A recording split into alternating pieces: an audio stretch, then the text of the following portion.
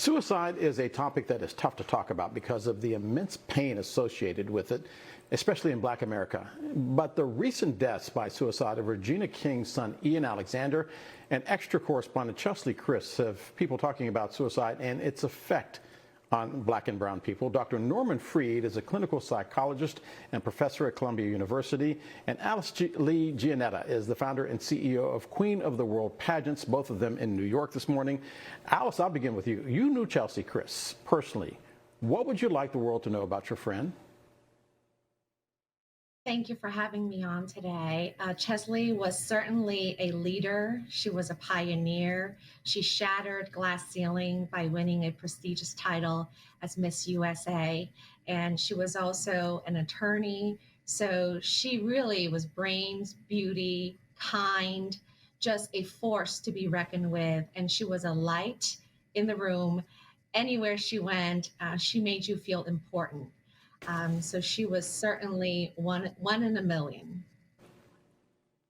Dr. Freed, with Cheslie, it seems like we blew it. You maintain that people who die by suicide exhibit warning signs, and the way that she took her life was an indication that she really had reached the end of her rope and just decided to let go of everything. Correct, Del. What happens is that when a suicide occurs in such a violent manner as this one does, it actually tells us, the survivors, that the person really had a strong intent and wanted to succeed. There are times when people will have suicidal ideation or suicidal attempts, and we take every one of them equally as serious. But this is an action that that left no returning. And it's a statement that Cheslie really wanted to do what she went ahead and did. Alice, I had a friend who committed suicide. We were actually at a bar the night before, and he sat next to me, to my left, and he said that that was the happiest day of his life. And then that night he went home and committed suicide. You were her friend. I know you've had time to think about it. Do you feel like you missed some warning signs? And if you did, what were they? Well, Del, I think that is the question that, all of us who know her are going to be thinking about as we miss her and miss her legacy. And I think this goes to the broader conversation about, being kind to one another. Cheslie was well known. She was a public figure. But unfortunately, it allowed a lot of people who were strangers to leave really nasty comments on her social media, to critique her.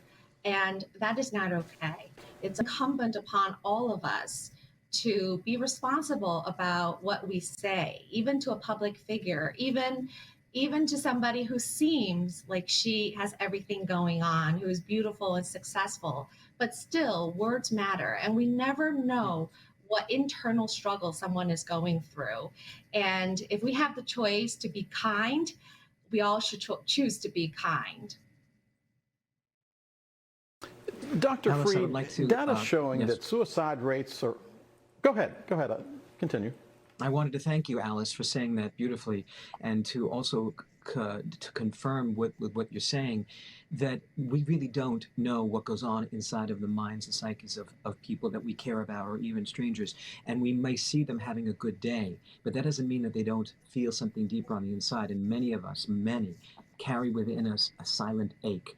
And therefore, as you said so beautifully, Alice, we need to be kind to one another. Please recognize that in a statement that Cheslie made last year about turning 30, she said, time is running out, and and I can't really change other society's opinions. Now, that statement alone says that there's a very deep rooted issue of who am I and how do I matter in the eyes of others. It's so important that we actually tell one another, you matter, you matter. Dr. Freed, I don't want us to run out of time before we address this. The data shows that suicide rates are rising in the Black community, and they are steady or decreasing in other races. We're in the pandemic right now. People are feeling fed up, and they're tense. What are the things, especially Black and brown people, should be looking for with regards to wondering whether or not they're dealing with somebody who literally is on the razor's edge? It's a wonderful, wonderful question.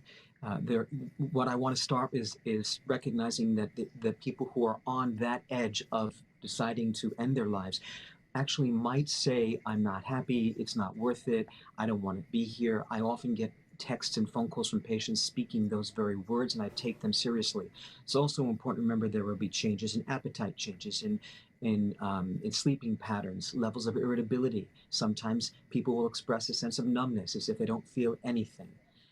The most important feature is to recognize that a person who appeared depressed in your life suddenly seems relieved from that depression. Someone who's had an emotional lift that's quick, we call that a flight into health, actually might be thinking about hurting themselves and therefore has a sense of relief from their emotional pain. Listen to the stories and the words of people who say they're in pain, but watch when they say they're not in pain. They may not be telling the truth. Dr. Norman Fried is a clinical psychologist and professor at Columbia University, and Alice Lee Giannetta is the founder and CEO of a firm in New York. And I want to thank both of you, by the way, for being with us. It is the Queen of the World's pageant. I want to thank both of you for being with us. And a reminder, just talk.